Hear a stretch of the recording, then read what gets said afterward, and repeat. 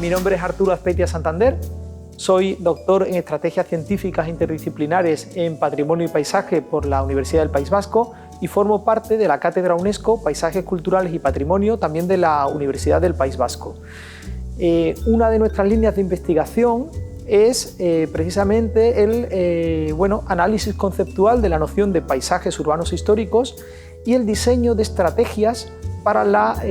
gestión y desarrollo de la nueva Agenda Urbana 2030, que es precisamente donde se enmarca la publicación que voy a presentar brevemente, Guía de buenas prácticas en materia de paisaje sobre desarrollos urbanos residenciales en los años 1950-1975. La Guía de buenas prácticas pretende ser una herramienta flexible, no vinculante, que con un sentido eminentemente práctico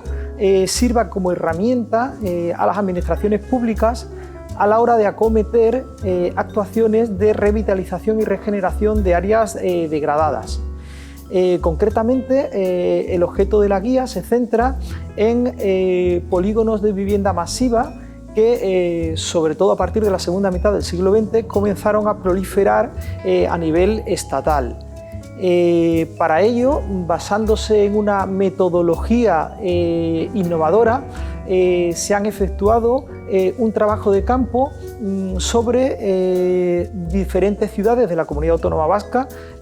concretamente Errentería, Bilbao y Vitoria-Gasteiz. El enfoque metodológico no ha olvidado en ningún momento el carácter integral y sobre todo ha pretendido un empoderamiento de la capa de significado social del paisaje a escala local. En consecuencia, animo a todas y a todos a la consulta y a la lectura de la guía.